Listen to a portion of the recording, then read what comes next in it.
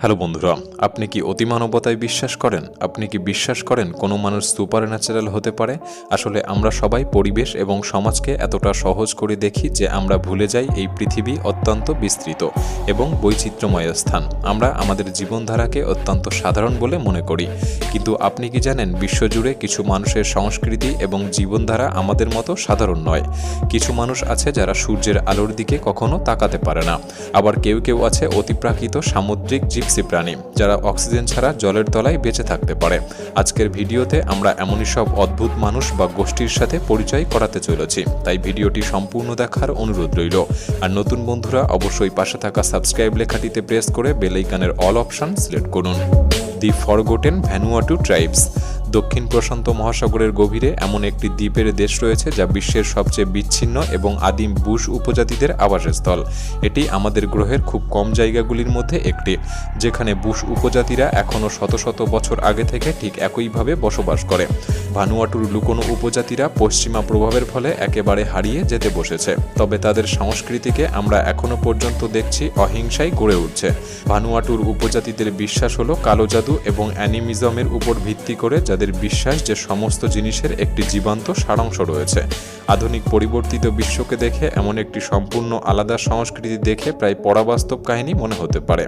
ভানুয়াটু উপজাতিদের আবিষ্কারের পর থেকে অনেক বিজ্ঞানী এবং গবেষক মুগ্ধ এবং অনুপ্রাণিত হয়েছেন। অনেক পণ্ডিত বিশ্বাস করেন যে ভানুয়াটু জনগণ বিচ্ছিন্ন থাকার কারণ হলো জমির মালিকানা এবং তাদেরকে তাদের বাসস্থান থেকে উৎখাত করা হয়েছিল, আর আজ তারা এই কারণেই বাকি বিশ্ব থেকে সম্পূর্ণ আলাদা জাতি। এই আদিবাসীরা যে দ্বীপগুলিতে বাস করে সেগুলি গভীর এবং প্রায় দুর্গম জলপথের সাথে গভীর পাহাড়ি বনে বিস্তৃত। দি লিপ প্লেট ট্রাইব। মার্সি জনগণ হলো সবচেয়ে আকর্ষণীয় দেশীয় সংস্কৃতিগুলির মধ্যে একটি, যারা এখনও আমাদের আধুনিক বিশ্বে বিদ্যমান। উপজাতিটি এখনও ইথিওপিয়ার দক্ষিণ পশ্চিম কোণে বসবাস করে। এটি এমন একটি জায়গা যেখানে ইতিমধ্যে আবিষ্কৃত কিছু প্রাচীনতম মানব দেহাবশেষ পাওয়া গিয়েছে। এখানকার লোকেরা এখনও প্রাচীন পদ্ধতি অনুসরণ করে।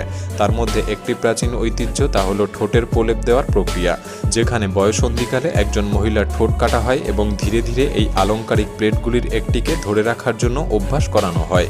এই ঐতিহ্যের প্রধান কারণ বিবাহের জন্য একজন মহিলা কতটা যোগ্য তার প্রমাণ, এবং এই উপজাতির সাংস্কৃতিক ভিত্তিগুলির মধ্যে একটি। এছাড়াও এদের চিত্রকর্মের আচার রয়েছে, যেখানে তারা নিজেদের উপর ঘূর্ণয়মান নিদর্শন আকার তৈরি করে বিভিন্ন খনিজ পদার্থ ব্যবহার করে। এখানকার এক মহিলার দ্বারা পরিধান করা সবচেয়ে বড় স্লিপ প্লেটটি 7.7 ইঞ্চি জুড়ে বিস্তৃত। দেখে পাগলামি মনে হলেও এটাই সত্য। এই গ্রামটি এখনও পুরনো পদ্ধতির চর্চা করে, কিন্তু অনেক কম বয়সী মেয়েরা এই সাংস্কৃতিক চর্চা থেকে বেরিয়ে আসতে শুরু করেছে। তবে মার্সি উপজাতির বয়স্ক মহিলারা ঐতিহ্যের সাথে এই অবিচ্ছেদ্য অংশটি এখনও গর্বের সাথে পরিধান করে। এই অঞ্চলে অনেকে ভ্রমণে যান এবং মার্সিদের এই রীতিনীতি তারা উপভোগ করে। আর ড্রাগন লেডি। আপনারা অনেকেই ড্রাগন লেডি সম্পর্কে শুনে থাকবেন, কিন্তু তার জীবন সত্যি এই পৃথিবীর আর কয়েকটি সাধারণ মানুষের মতো নয়। ইভা তিয়ামাত মেডুসা প্রথমে একজন পুরুষ হয়ে জন্মগ্রহণ করেছিলেন এবং পরবর্তীতে তিনি মহিলাতে রূপান্তরিত হয়, যা তার চিরন্তন আকাঙ্ক্ষাকে পূরণ করেছিল। এছাড়াও তিনি প্রসাধনী পদ্ধতিতে $70,000 বেশি খরচ করে নিজেকে বাস্তব জীবনে ড্রাগনের রূপ দিয়েছিলেন।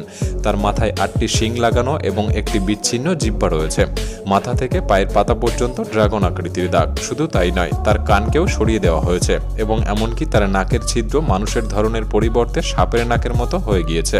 এরকম শরীরের পরিবর্তন তার আত্মপ্রকাশের চূড়ান্ত চিহ্ন ছিল, এবং এইভাবে তিনি নিজেকে অন্য প্রজাতিতে তার পরিচয় খুঁজে পেয়েছিল। এই স্তরে পৌঁছাতে অর্থ এবং বেদনা দুটোই স্বীকার করতে হলেও তিনি যতটা সম্ভব ড্রাগনের মতো নিজেকে দেখাতে বদ্ধপরিকর ছিল। Allergic to sunlight. সবচেয়ে অপ্রত্যাশিত এবং অস্বাভাবিক রোগগুলির মধ্যে একটি হলো রোদে অ্যালার্জি। অদ্ভুত মনে হলেও এই রোগটি বাস্তবেও আছে। বিশ্বজুড়ে অনেক লোক জিরোডার্মা পিগমেন্টোসামতে ভুগছে। এই যন্ত্রণা সূর্যের আলোর কারণে ঘটে থাকে। আসলে সূর্যের এক্সপোজার বিন্দু যখন ত্বকে প্রবেশ করে তখন চরম মাত্রায় প্রতিক্রিয়া ঘটায়, এবং এমনকি এক্সপোজার রোগে ভুগছেন এমন ব্যক্তিদের ক্যান্সারও হতে পারে। এই বিরল রোগের কয়েকটি কেস সারা বিশ্বে রয়েছে, কিন্তু বিশেষ করে ব্রাজিলের আরারাসের একটি নির্দিষ্ট গ্রামে। এটি গলে যাওয়া গ্রাম হিসাবেও ব্যাপকভাবে পরিচিত, কারণ এখানে বসবাসকারী মানুষদের অধিকাংশই কঠোর গ্রীষ্মমণ্ডলীয় তাপের কারণে এই রোগটি তৈরি হয়ে থাকে। যেহেতু এই লোকেদের প্রধান জীবিকা কৃষিকাজ, সুতরাং প্রখর রোদে বাইরে থাকতে হয়। এই রোগ জীবনকে কষ্টকরভাবে কঠিন করে তোলে এবং এদের খুব বেদনাদায়ক অবস্থাটি বেঁচে থাকার জন্য একটি বড় চ্যালেঞ্জ হয়ে উঠেছে। Dog fanatic. পৃথিবীতে খুব কম মানুষই আছে যারা কুকুরকে ভালোবাসে না, কিন্তু জাপানের এই লোকটি প্রমাণ করেছে যে প্রাণীদের প্রতি ভালোবাসা কতটা চরম স্তরে যেতে পারে। সত্যি বলতে আমরা কেউই এটি করতে পারবো না। এই জাপানি লোকটি লম্বা চুলের একটি কুকুরের জন্য প্রশংসনীয় হয়েছিল, তবে আপনি এখন ভিডিওতে যা দেখছেন তা তার প্রিয় কুকুর ছিল না, তিনি নিজেই একটি কুকুরে পরিণত হয়েছিল। একটি সিনেমাটোগ্রাফি প্রপ কোম্পানিকে এই অদ্ভুত কুকুরের পোশাক ডিজাইন করার জন্য নিয়োগ করা হয়েছিল, যা মানুষটিকে ভিতরে বসতে এবং তার প্রিয় প্রাণীর দৃষ্টিকোণ থেকে সত্যিকারের জীবনযাপন করতে দেয়। এই লোকটি তার প্রাণবন্ত কুকুরের স্যুটে মোট $15,000 বেশি ব্যয় করেছিল। আমরা মোটামুটি নিশ্চিত যে এই লোকটি নিখুঁতভাবে কুকুরের মতো স্যুট পরে নড়াচড়ার মতো তার পাশ দিয়ে হেঁটে যাওয়া লোকেদের বোকা বানিয়ে দিতে পারে। তবে আমরা এই কুকুরের পরিচ্ছদ কিভাবে অনুভব করব তা বেশ কিছুটা উদ্ভট, কিন্তু নিছক তার সংকল্পটি বেশ চিত্তাকর্ষক। কুকুরের প্রতি ভালোবাসাকে তাকে এই পর্যায়ে টেনে নিয়ে গিয়েছে। 12,000 স্নেজিস আ ডে। আপনি যদি পরপর 3 বার হাঁচি দেন তবে তাতেই আপনি বিরক্ত বোধ করবেন, কিন্তু এই 12 বছর বয়সী মেয়েটি অবশ্যই তার হাঁচির সীমাকে ছাড়িয়ে গিয়েছে। কেইটলিন থ্রনলি ইনি দীর্ঘস্থায়ী হাঁচির জন্য পরিচিত এবং বিশ্বের একমাত্র ব্যক্তি। একদিন সে ক্লাসের বাইরে যাচ্ছিল, হঠাৎ তার হাঁচি শুরু হয়। কোনো এক অজানা কারণে সে কখনো থামেনি। সে এখনও পর্যন্ত তার ক্রমাগত হাঁচির কারণে পঙ্গু হয়ে গিয়েছে, কখনো কখনো প্রতি মিনিটে 20 বার পর্যন্ত, এবং এই হাঁচি তার 45 মিনিট পর্যন্ত স্থায়ী হয়। ডাক্তাররা সম্পূর্ণ চেষ্টায় রয়েছে এবং স্নায়বিক বিজ্ঞানীরা এখনও এই রোগ নির্ণয়ের উপায় খুঁজে পায়নি। এটি সাধারণত একটি মস্তিষ্কের সমস্যা। আপনি হয়তো এই বেদনাকে কল্পনা করতে পারেন, যা স্থানীয় চিকিৎসকরা এর প্রতিকার এখনও খুঁজে পাননি। Animal overload. প্রাণীরা মহান সঙ্গী যারা সবসময় আমাদের জন্য রয়েছে, তাই প্রতিবারই আমরা এমন মানুষদেরকে খুঁজে পাই যারা কুকুরের প্রতি তাদের ভালোবাসার স্তরকে এক অন্য পর্যায়ে নিয়ে গিয়েছে। সেরকমই এই মহিলা কুকুরগুলিকে মানুষের মতো পালন করে এবং তাদেরকে বাড়িতে ছেড়েই পালন করে। কুকুরে ভরা এই বাড়িতে তাদের সম্পূর্ণ যত্ন নেওয়া সে একাই করে থাকে, তাতে তিনি জীবনের এক বিশাল স্বাদ খুঁজে পান। এটা দেখে আমরা আশ্চর্য হই যে এখনও এই পৃথিবীতে এমন মানুষ বর্তমান যারা এরকম মাত্রায় পশুপ্রেমী।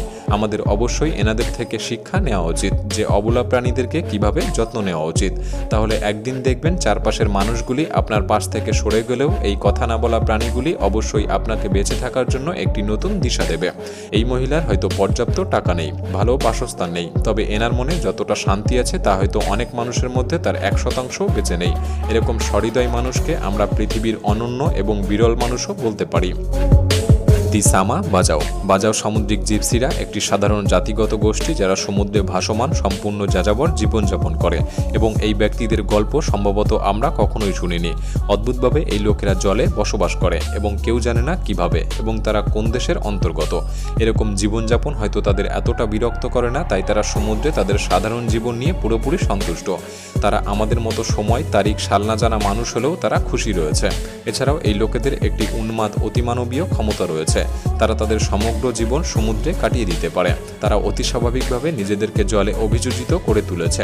সামা বাজাও গোষ্ঠীর মানুষরা অক্সিজেন ছাড়াই বেশ কিছুদিন বা তার বেশি সময় ধরে সহজেই জলের নিচে থাকতে পারে।